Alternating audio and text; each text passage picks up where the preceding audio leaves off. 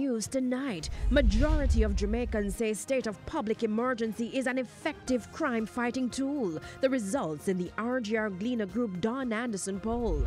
Residents of St. James react to recent crime wave. Crime come back like I want bees in a nest, man. I don't understand this. I don't understand this. I don't want to hear about no opposition and no government thing. I'm motivating this. And the two political parties intensify campaigning as East Portland polls near.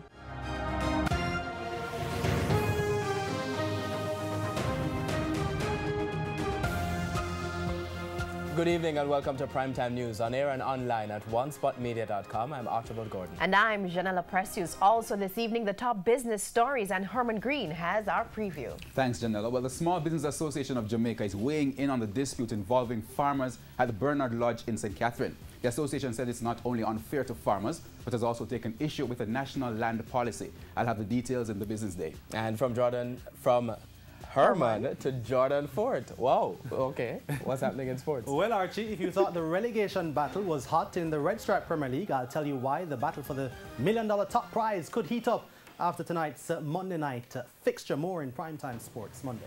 I should just end that by saying thank you, Herman. But continue. And Oral Tracy has sports commentary later. Adrian has E-Prime and weather in this newscast. But before the break, the feedback question. This evening we're asking, what is your reaction to Chief Justice Brian Sykes promising to make Jamaica's judiciary among the best in the world in 6 years? You can share comments online, facebook.com/televisionjamaica, and tweet us at televisionjam.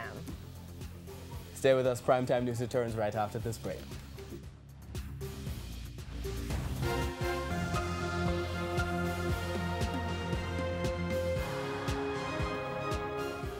Welcome back to Primetime News. Special welcome to the folks watching on onespotmedia.com.